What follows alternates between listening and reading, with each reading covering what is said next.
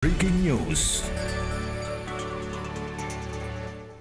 Ya, Ikatan Ahli Geologi Indonesia memprediksi potensi bencana tsunami di kawasan Selat Sunda masih mungkin terjadi. Hal ini dikarenakan penelitian yang dibuat para ahli geologi pada tahun 2012 yang telah memprediksi akan adanya longsoran di Gunung Anak Rakatau. Namun ancaman tsunami bisa diantisipasi dengan mitigasi yang tepat seperti membuat pemecah ombak.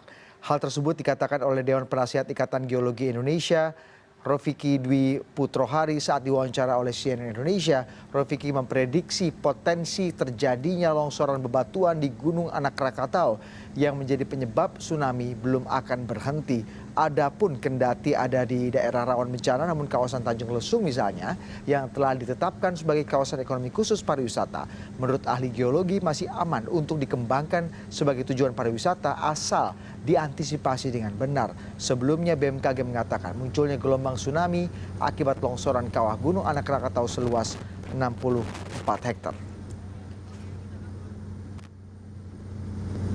Tahun 2012 ada sebuah model penelitian yang dibuat oleh seorang ahli bagaimana seandainya terjadi longsor di Anak Rakatau. Di 2012 artinya 6 tahun yang lalu sudah dibuat model. Modeling. Saya ada sebuah modeling. Modeling itu memperhitungkan seandainya terjadi longsor, longsor batuannya itu kira-kira 0,25 km kubik. Bukan kilometer persegi, kilometer kubik akan longsor. Dan kalau itu longsor menyebabkan tsunami sekitar 15 meter. 15 meter. Potensinya berarti ada potensi sekitar 15 meter tsunami.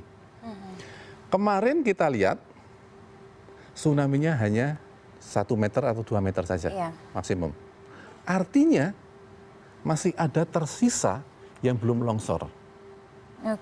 Ini yang perlu harus diperhatikan. Bahwa saat ini masih ada potensi yang belum longsor di sekitar Krakatau. Dan itu tidak bisa diprediksi kapan? Kapannya nggak bisa. Makanya kita perlu ada 3 hal ketika kita berbicara yang namanya prediksi. Ada 3 hal. 1, seberapa besar. Kedua, di mana. Dan yang ketiga, kapan. 2 hal ini sudah bisa diprediksi kan? Kita sudah bisa menghitung kemungkinan kalau terjadi kayak apa. Besarnya seberapa kita tahu, dan di mananya kita tahu. Kapannya kita nggak tahu. Hampir seluruh Indonesia itu rawan bencana dengan tipe bencananya masing-masing.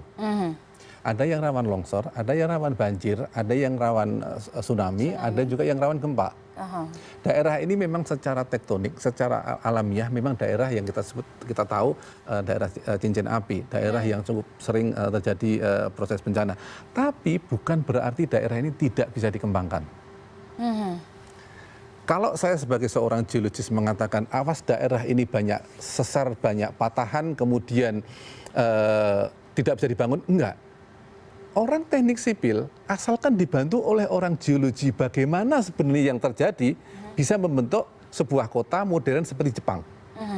Jepang itu tidak kalah kebencanaannya dibanding Indonesia. Tapi mereka bisa, karena apa?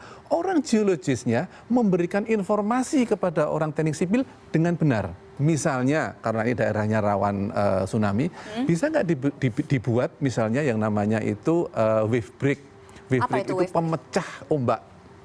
Oke, itu pernah dilakukan, diterapkan? Wave break itu? Kenapa nggak? Kalau di tempat lain, di negara lain, itu wave break dipakai karena untuk melindungi pantai. Tapi kalau di Indonesia belum. Karena kita memang belum sampai ke level seperti itu tadi. Jadi teknologinya ada, tetapi perhatian bukan. 1, prioritas. Belum menjadi prioritas. Belum menjadi prioritas.